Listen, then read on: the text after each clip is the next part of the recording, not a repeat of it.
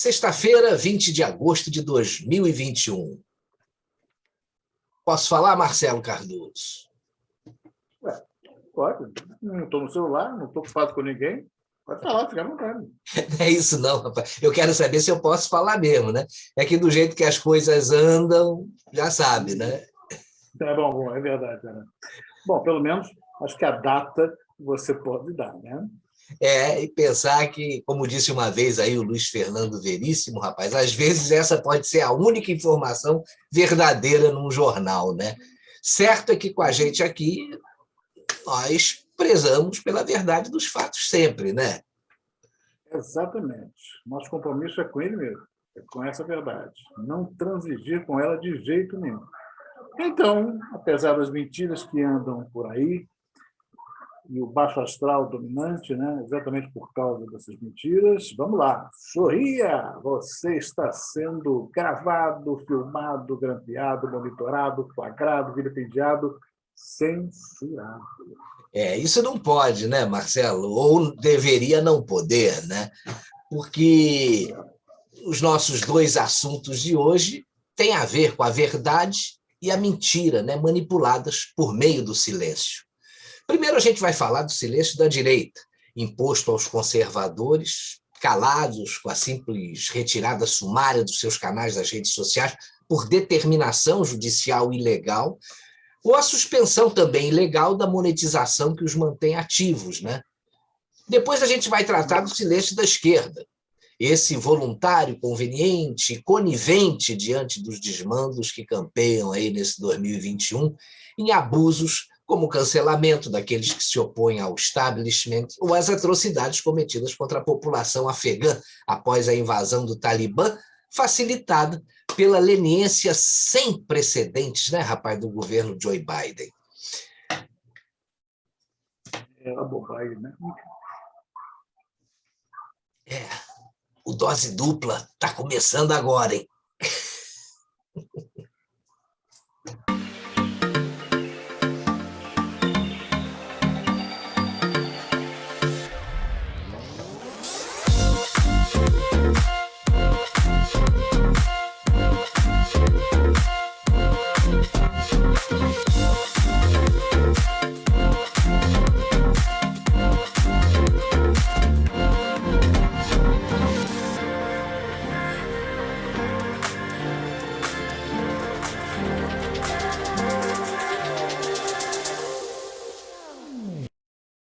O exercício da liberdade de manifestação de pensamento, preceito acolhido pela Constituição Federal, logo no inciso 4º do artigo 5º, vem sendo dificultado ao extremo aqui no Brasil, justamente por aqueles cuja função precípua é garanti-lo, né? Pensadores aí, pertencentes à corrente conservadora de direita, vêm sendo dia após dia tolhidos nesse direito, quase proibidos de se manifestarem. Quando não é pela censura explícita, como a supressão do canal, é por via torta, né? Por exemplo, como a desmonetização do canal de uma forma absurda, né? Mas, de uma forma ou de outra, uma violação flagrante de direito de expressão. E por que isso estaria acontecendo, Marcelo Cardoso? Conta pra gente. Por que seria, né? A leitura que eu faço é de que os guardiões da lei, se não estão exacerbando seus deveres e poderes, os estão prostituindo a serviço de causas que não lhes competem, nem lhes é possível legalmente advogar. Ou seja, quem está fazendo isso não poderia fazer isso e não pode fazer isso, em português claro. Juiz fala nos autos, não pode ter opinião fora deles, opinião própria. O juiz, como nós falamos no programa passado, tem que manter discrição para agir com independência, pois o ativismo judicial, que muitos vêm exercendo aí sem qualquer pudor, sem nenhum constrangimento, ele compromete a parcialidade e a lisura das decisões. Mais do que isso, compromete o tal Estado democrático de direito, que todo mundo reivindica na retórica, né? Porque torna o judiciário um poder mais forte que os demais, dado o fato de que suas determinações não são discutíveis, né? São os supremos realmente, no sentido amplo da palavra. Mas então, Marcelo, o que me deixou assim estupefato anteontem foi a reportagem que eu li no Terra Brasil Notícias, citando como fonte o Estado de São Paulo, o jornal Estado de São Paulo, dando conta aí que o Tribunal Superior Eleitoral, que é a nossa jabuticaba jurídica, né, porque é um tipo de corte que só existe aqui no Brasil, ela está tramando aí regras que visam proibir a geração de receita por canais com conteúdo político e extremista, uma coisa nitidamente dirigida aos simpatizantes da direita, que faz, inclusive, essa associação bastante perniciosa, né? Que é o direitista é um extremista. Na esquerda, parece que só tem santo, pelo menos para esse pessoal. Né? E eu que pensava que extremista era quem ia para a rua promover vandalismo, quebrar loja, agência bancária, ter fogo em ponto de ônibus, monumentos públicos. Pelo visto, esses devem ser os democratas de hoje, né? Certamente que são, né? Mas veja só, uma fonte de dentro do TSE teria dito ao Estadão o seguinte: política e ideologia não podem ser comercializados. Parece que a regra só vale para um lado do pensamento político, né? Porque programas de televisão e canais que são teoricamente isentos, não são nem a esquerda nem a direita, podem faturar horrores com patrocínio falando sobre política, né? Só o pessoal da direita que não pode. Agora, isso tudo vem no rastro da crítica do presidente Jair Bolsonaro, feita na live do dia 29 de julho, apontando a necessidade de atacar as fragilidades do sistema eleitoral. A crítica é aos pontos fracos do sistema, não ao sistema em si, que é bem estruturado, merece e precisa de aperfeiçoamento. Tudo precisa de aperfeiçoamento, né? Exatamente, principalmente depois de 20 e tantos anos. Né? Até na CPI do Circovid, o assunto surgiu, quando se começou com essa coisa de investigação sobre as fontes de renda dos canais políticos, sempre de direita, como Terça Livre, Brasil Paralelo e tantos outros. Né? Você vê o seguinte, né? O TSE ele pretende, nessa análise distorcida da realidade, evitar que os debates políticos sejam contaminados ou influenciados pelo interesse financeiro. E marcaram aí reuniões com plataformas como Facebook, YouTube, Instagram, Twitter, Twitch, veja só, para discutir unilateralmente o assunto.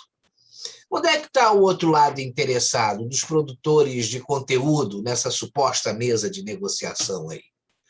A ideia indisfarçável, né, Marcelo, é sufocar a manifestação de opinião daqueles que estão contrariando aí o pensamento dominante e de eliminar a concorrência também no mercado da informação, embora, nesse caso, o custo da absoluta, ao custo da absoluta desinformação, né?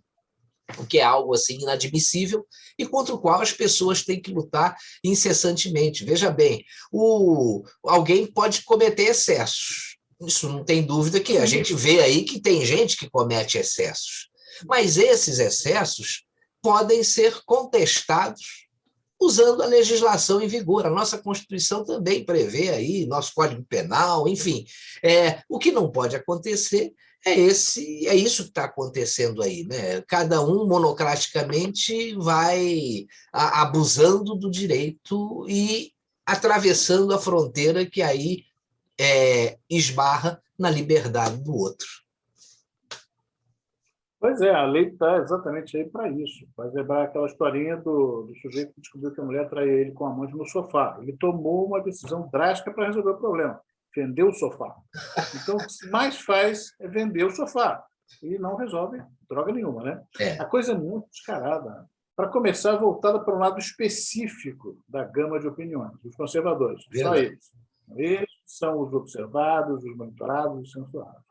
Isso é bem próprio do pensamento totalitarista, defendido, por sua vez, por totalitaristas. Não há dúvida de que já vivemos uma ditadura esquerdista amancebada com o ativismo do judiciário, cuja toga lhe confere a proteção para seguir agindo. É isso que vem acontecendo. Esses dias tivemos o caso da Bárbara, do Te Atualizei, para quem eu escrevi até no meio dos comentários, me solidarizando. Eu também me emocionei com a oferta da Ana Paula Henkel, de modo a permitir a continuidade dos comentários do canal, ficando no ar, sem a censura que se quis impor aqui no Brasil. Nós estamos todos nessa mesma luta, por um país que quer arrancar de nós, coisa que nós não vamos permitir. Pois é, Marcelo, na estreia dessa coerção aí contra as manifestações conservadoras, a gente teve 2 capítulos aí que eu diria dantescos, né? E absolutamente indecentes, cujo protagonismo, é claro, não poderia caber senão aos iluminados seres absolutistas do nosso Supremo Tribunal Federal. Eu me refiro aí aos inquéritos dos atos antidemocráticos e das fake news, 2 criaturas nascidas no mesmo serpentário, ou seja, a nossa Suprema Corte, né? É muito querido. Essa esteira aí é muito dramática. Olha, você me fez lembrar uma letra de Lupicínio Rodrigues, perfeitamente adequável. Aquela fala da iluministra Carmen Lúcia, você se lembra disso? Quando, certa feita, ela fez um desabafo sobre o horror que as pessoas, em geral, manifestariam se ousassem imaginar o que acontece dentro do STF. Uma vez ela disse, se vocês soubessem o que acontece aqui. Aí eu me lembro desses moços, que somos nós, os brasileiros que amamos o Brasil, pobres moços, se soubessem o que sei. Né? Aí nós entraríamos nós, os brasileiros que amamos a terra, conclamando por engajamento nessa batalha, né? Dizendo, por meus olhos, por meus sonhos, por meu sangue, tudo, enfim, é que eu peço a esses moços que acreditem em mim, e que acreditem no nosso país. Mais do que tudo, briguem por ele. Pois é, rapaz. Esses 2 inquéritos que são ilegais e inconstitucionais, de certo modo, se confundem. Se a gente pensar bem, você vê que são aberrações, e ditas até por grandes juristas, né? E já vimos vários deles aí se pronunciando. Veja que a divulgação de uma notícia falsa, uma fake news, ela pode ser interpretada aí como um ato antidemocrático, na medida em que pode ensejar algum prejuízo à ordem constituída. Mas, em sentido inverso, no âmbito de uma série de atos antidemocráticos, pode estar aí a veiculação deliberada de uma notícia falsa com a mesma intenção de perturbar a ordem. É mais ou menos aquela história do efeito Tostines, né? A propaganda é até genial, por sinal. É aquele biscoito que perguntava se ele vendia mais porque era fresquinho ou se era fresquinho porque vendia mais. Parece que ambos os inquéritos, frisando mais uma vez ilegais e inconstitucionais, eles foram criados exatamente para ajustar e ampliar a gama de possibilidades de arrolamento que qualquer pessoa, por qualquer atitude, ao bel prazer das nossas excelências, excelentíssimas, quando elas decidirem, né? Pois é, vale qualquer coisa para apontar na cara do sujeito se você cometeu um ato antidemocrático, você está ferindo as instituições, isso é fake news. Né? É uma estratégia perfeita, um verdadeiro trator jurídico para intimidar e aniquilar desafetos. Mesmo que isso enseje, por exemplo, passar por cima da imunidade parlamentar e da independência entre os poderes, exatamente para poder mirar num parlamentar específico, com a anuência de um Congresso notoriamente subserviente, dada a dependência de senadores e deputados da misericórdia dos iluministas, no julgamento dos seus deslizes decais. E é tão subserviente, o Congresso é tão subserviente, Marcelo, que os próprios deputados votaram a favor, a maioria votou a favor da manutenção da prisão de um deputado que tem imunidade, como eles. Quer dizer, deram um tiro no pé, né? Abriram a brecha para o abuso continuar com qualquer um que pensar eles diferente. Podem ser. Não faça do seu carro uma arma vítima, pode ser você. Pois é. O pessoal abriu um caminho mesmo. Quer dizer, a atitude que seria decente da parte do Congresso, independentemente do que o Daniel Silveira havia dito, era não. Isso é uma intromissão não desejável e não admissível de um poder no outro. Nós não vamos permitir que se faça isso. Mesmo ferindo, de certa maneira, compostura, por assim dizer, seria um argumento, ele tem o direito constitucional de dizer o que disse e ser inimputável por isso. Quer dizer, essas atitudes, então, eu falava, são um rolo compressor, por exemplo, né? Essa abertura que se dá para os desmandos que a Suprema Corte tem feito, é um verdadeiro rolo compressor capaz de, por exemplo, triturar as vértebras de um jornalista preso injustamente pelo novíssimo crime de opinião consagrado pela Suprema Corte, na expectativa de calar sua voz, que, em última análise, é a nossa voz. é também um aparato de pressão pronto para cancelar formadores de opinião alinhados com o brasileiro conservador, coagindo corporações para que os demitam de seus quadros de comentaristas ou sufocando seu ganha-pão por meio da desmonetização dos canais, através dos quais suas opiniões são veiculadas. E uma notícia de última hora, né? A CPI do Circovid, por requisição do senador Certo Bosta, aprovou nesta quinta-feira, dia 19, a quebra dos sigilos bancários de vários jornalistas e formadores de opinião de direita, sempre de direita, como o jornalista Alan dos Santos, responsável pelo site Terça Livre, Oswaldo Eustáquio, Bernardo Küster, um youtuber, José Pinheiro Tolentino, do Jornal da Cidade Online, Paulo de Oliveira Enéas, do Crítica Nacional, Raul Nascimento dos Santos, do Conexão Política, e Tarcísio Souza Gomes, do Renova Mídia. A bruxa está definitivamente solta. O establishment aí não joga para perder, né? E o poderio financeiro para bancar a guerra, esses caras têm de sobra. O que é, Marcelo, intimidador aí, mas não pode ser de modo algum, é desanimador, né? Eles se intimidam, mas não podem desanimar as pessoas. Ninguém pode ficar desse jeito. E aí, rapaz, a gente fica também surpreso com o silêncio de uma boa parte dos parlamentares de direita lá no Congresso, né? E você vê que o presidente não tem uma base forte para fazer aí esse contragolpe.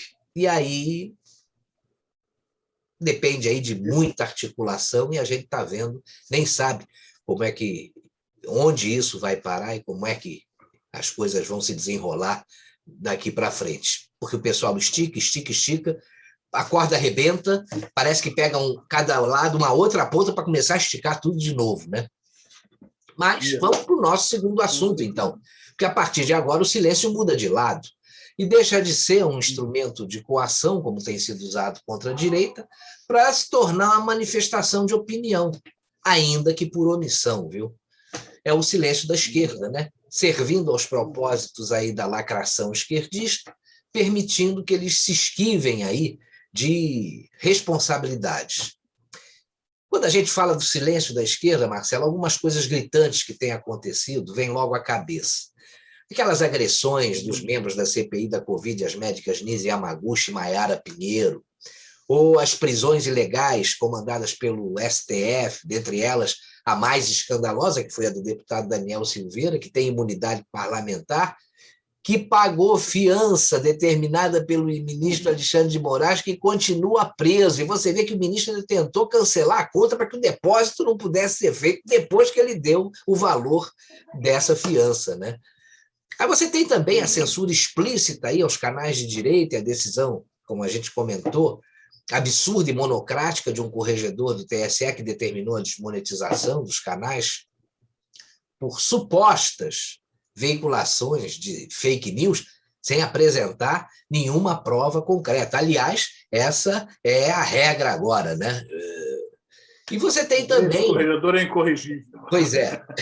E você tem também as manifestações dos cubanos contra a repressão do governo local e as atrocidades cometidas contra a população afegã também, após a invasão do Talibã. Esses são só alguns exemplos, Marcelo, que mostram que a gente tem uma esquerda oportunista, seletiva, e que usa aí constantemente retóricas como democracia, liberdade de expressão, justiça, só para aqueles que convém, que são, obviamente, os defensores das suas causas. Uma esquerda hipócrita, e, na minha opinião, totalmente incoerente, pelo que a gente vê por aí. Pois é. Mantendo aí a sua sequência, né, realmente o silêncio da esquerda com relação àquelas agressões sofridas pelas doutoras Nise Yamaguchi e Maíra Pinheiro, isso foi vergonhoso. As médicas foram agredidas verbal e moralmente e não houve uma feminista sequer que abrisse a boca para defender.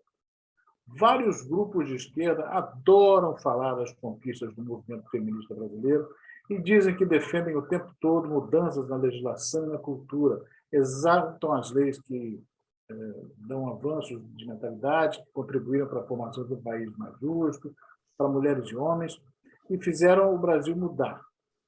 à medida que o próprio feminismo se reinventava. As feministas dizem que o movimento chegou fortalecido a 2020. Falam tanto do empoderamento feminino, da importância das tais pautas inclusivas. Falam de conquistas como a Lei Maria da Penha, do combate ao feminicídio, tem horror a esse termo, como se isso não fosse homicídio, né? Surgimento de vozes do feminismo negro, do movimentos LGBTQI, STU, WXYZ, ou de diferentes vertentes, falam de Marielle, dos direitos conquistados e de muitas outras coisas. Eu já vi até, rapaz, um manual para a roda de conversa feminista. Não precisa de manual, né? Manual. O material é um convite para que mulheres se reúnam com suas amigas, ou a sua família, vizinhos, colegas do trabalho, ou com mulheres que ainda não conhecem, e promovam uma roda de conversa feminista para dialogar sobre assuntos que são importantes a todas elas. Querem conversar, acolher e serem reconhecidos como iguais e aliadas e pregam que precisam estar unidos, atentos e fortes. Tranquilo, concordamos com isso. Mas só se as causas forem apoiadas pela esquerda. Aí tem que discordar, né? Falou esquerda aí, tá solto o bicho aí. Pois é, caiu aqui agora. Caso contrário, elas não abrem a boca, nem saem em defesa de mulheres sérias e respeitadas que foram agredidas covardemente por bandidos travestidos por parlamentares, como foi o caso dessas duas médicas que não receberam a solidariedade de nenhuma feminista. É impressionante como o mundo caiu em cima das duas. Não houve ninguém que ousasse entrar em defesa, a não ser, claro, os conservadores. Pois é, rapaz. Agora teve um outro silêncio aí escandaloso da esquerda que aconteceu no caso da prisão ilegal do deputado Daniel Silveira. Você veja que a OAB, que virou um puxadinho do PT, foi outra que não abriu a boca e deveria ser a primeira a botar a boca no trombone, né? Ela está dominada por esquerdistas. Defende o sigilo do celular do Adélio, dos advogados dele, aqueles que chegaram de jatinho, mas não abre a boca para combater as agressões do Supremo à nossa Constituição. Para mim, a OAB já perdeu totalmente a credibilidade. Nesse sigilo do Adélio, que parece que já está sendo revelado pelo próprio mentor, né? Se pensa ser, né? Ato falho. Nada como ato falho para entregar uma confissão. É verdade. Mas, olha, pelo menos os associados da OAB, que eu às vezes chamo de Ordem dos Abestados do Brasil, exatamente por causa disso, estão se mobilizando. E pela primeira vez na história da entidade, nunca na história da entidade, está havendo um movimento para a retirada do Felipe Santa Cruz da presidência. O cara já anda queimando o filme, né, envergonhando a categoria, com posturas nada imparciais. Né? Verdade.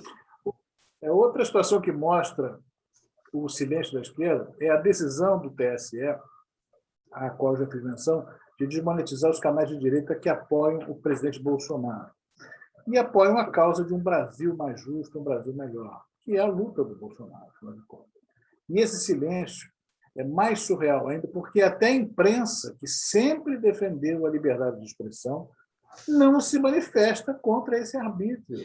Você desmonetizar um canal de um youtuber, de um comentarista, de um jornalista, muitos deles são formados na profissão e exercem a profissão, isso é uma forma de censura. A imprensa sempre foi tão combativa, principalmente quando queria se referir aos governos militares da década de 60 e 70, mas num momento como agora, eles simplesmente se calam. Interessante, né?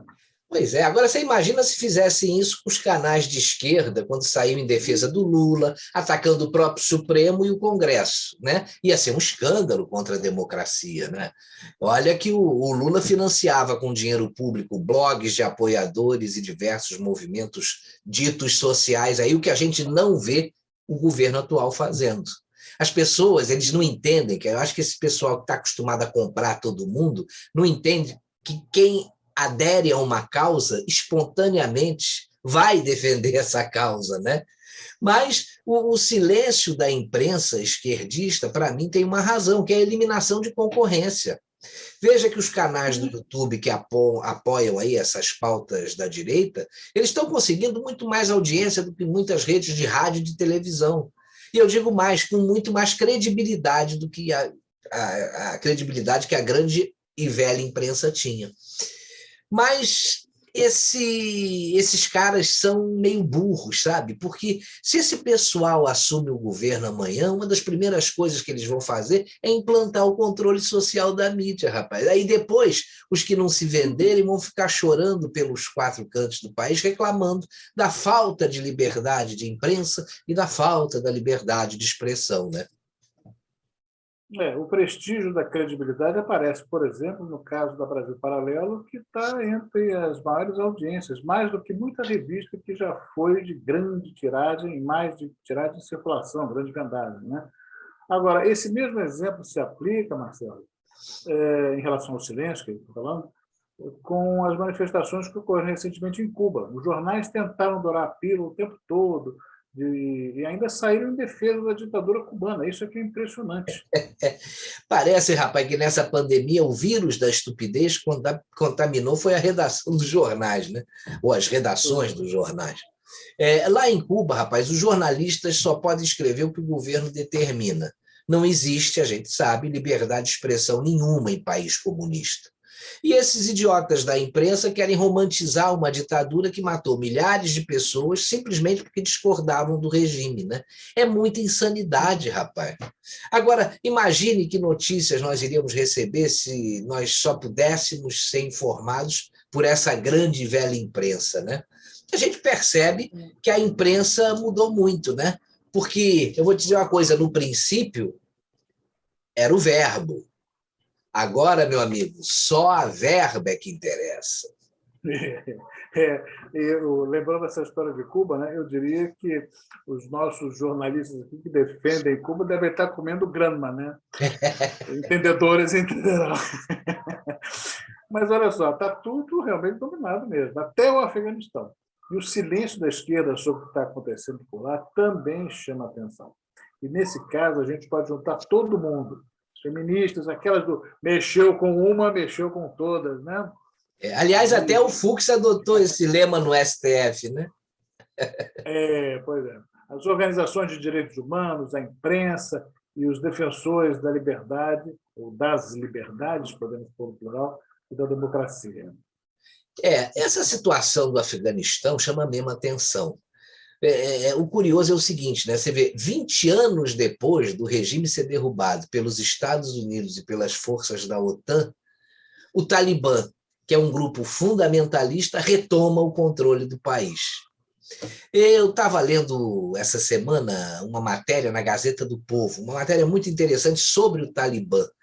E eles mostram, né, que eles governaram aí o Afeganistão entre 96 e 2001, perdendo o poder depois que os Estados Unidos entraram firmes dentro do país, né? A maioria dos membros lá do Talibã, dizia nessa reportagem, que é da etnia Pashtun, que representa mais de 40% da população afegã. Esse grupo aí... Falando em proporção, eu li que os talibãs seriam alguma coisa em torno de 200 mil e a população do país tem mais de 35 milhões de pessoas. Né? Você vê, né? A proporção é essa. Eles não são predominantes. Pois é, mas são armados, né? E muito bem armados. Esse grupo Talibã, ele surgiu no início dos anos 90. Você tem uma ideia de como a situação é complicada naquele país? Nessa época aí em que o Talibã surgiu, teve uma guerra civil no Afeganistão após a invasão soviética por volta de 1980, né? Nos anos 80, e a queda do presidente Mohamed Najibullah. Isso aconteceu, foi em 1992. A maioria dos que lutaram para derrubar o presidente era de estudantes. E daí a explicação para o nome Talibã, que significa estudante islâmico que busca conhecimento. Vê se pode. Ali hoje, esse grupo não tem ninguém com cara de estudante, né? Você vê que Kandahar... E nem que tenha conhecimento. Muito menos. Kandahar, que é a segunda maior cidade do Afeganistão, ela foi berço dos talibãs, né? E olha como é que são as coisas. O país estava jogado às traças, a violência e o crime dominavam. Aí os afegãos que apoiavam o Talibã na expectativa, sob o comando deles, que teriam paz e estabilidade, foram cada vez mais fortalecendo esse apoio. E os talibãs foram avançando nas suas conquistas. E você sabe o que eles fizeram primeiro? Lembra muito o nosso ex-presidiário, né? Desarmaram a população, assassinaram assassinaram seus adversários, mataram também aqueles que eles consideravam infiéis. Acha que você é infiel, mata. Além disso, eles cercearam a liberdade das mulheres, que raramente podiam sair de casa, mesmo que fosse para fazer compras, e quando faziam, tinham que estar cobertas dos pés à cabeça com aquelas longas burcas, né? Eles fecharam escolas para meninas e toda e qualquer possibilidade de entretenimento, como música, jogos, esportes, cinema, tudo isso foi proibido no Afeganistão. Os cidadãos afegãos, os governos da região e o próprio Ocidente aí como um todo mundo ficou horrorizado, rapaz, com o que estava acontecendo por lá. Aí você vê que essa varada do Biden levou o país a ser dominado novamente por esse grupo, né? Isso é que dói. O Abel Biden disse aqui, velho, né? Está faltando comando em Washington, falta um pulso lá nos paladinos. Parece que tem muito comando, né? Falta comando. O pior em relação a essas mulheres, rapaz, são as meninas mais novas, principalmente as que estão desabrochando para a vida, que são tornadas escravas sexuais. Isso aí também não vejo ninguém ousando levantar a voz. Parece que todo mundo se fecha numa bolha, faz de conta que não acontece, tal coisa, né? E você vê, tem um detalhe importante.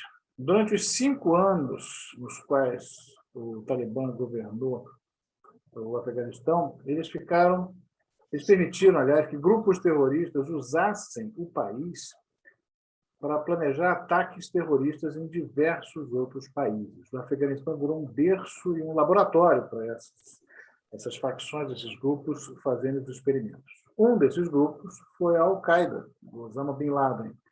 Planejou e promoveu vários atentados contra os Estados Unidos, o pior deles, o de 11 de setembro de 2001, ao World Trade Center e também ao Pentágono. Né? Pois é, rapaz. Agora, depois disso, as tropas americanas derrubaram o regime talibã. E, como eu falei ainda há pouco, com essa política desastrosa aí do Joe Biden, os talibãs retomam o poder 20 anos depois. Né? Uma covardia que fizeram com a população do Afeganistão. Né? O pessoal está literalmente sem pai nem mãe lá. E o pior de tudo é que tem esquerdista defendendo os talibãs e reprimem tudo. E se bobear, esses caras são chamados pelos esquerdoides defensores da democracia. Não duvido nada. Não só por eles, como também pela imprensa. Essa semana nós vimos alguns exemplos muito curiosos que ilustram bem isso. A CNN Internacional mostrou uma reportagem em que apareciam mulheres de burca e a repórter falava que todos estavam ali protegidos contra a Covid. É demais, né? Uma máscara de corpo inteiro. Né? O vírus não passava nem na porta, né? Eu vi uma legenda de uma matéria também, onde isso aparecia realmente por escrito, como se fosse um elogio, ou pelo menos uma menção honrosa ao fato de que os guerrilheiros da Talibã estavam usando máscaras, são grandes respeitadores. Teve uma outra, não sei se você viu também, teve uma outra que a repórter da CNN Internacional falava que os talibãs estavam atirando, eles eram muito simpáticos, né? Estavam, que maluquice, né, rapaz? Simpáticos escopetas, simpáticos atiradores, é tão simpático o alvo aqui, caído no chão, todo crivado, né? E ainda teve outra. Aí, numa outra matéria da CNN, mas no Brasil, a apresentadora, que eu acho que era Carla Vilhena, quando mostrava os manifestantes que protestavam contra o regime talibã, fez um comentário de que alguns deles não estavam usando máscara. De novo, a história da máscara aí, que está para cair até o fim do ano, pelo que a gente está vendo pelo noticiário. Mas isso é o fim da picada, né? Quer dizer, a preocupação virou máscara. Nem a OMS está preocupada com isso. Não, mas o que eu fico, rapaz, assim, bestificado, é que em nenhum momento esse pessoal fala das atrocidades cometidas por eles, como esses exemplos que a gente não usar máscara. Pois é, rapaz. E depois proximidade dessa, não é mais. ô, Marcelo, nós é que temos que ficar em silêncio, viu? Porque o nosso tempo Pois acabou. é. Foi muito bom ter você aqui nesse Dose Dupla de hoje. E semana que vem tem mais. É verdade. Um bom fim de semana todo mundo aqui. Ó.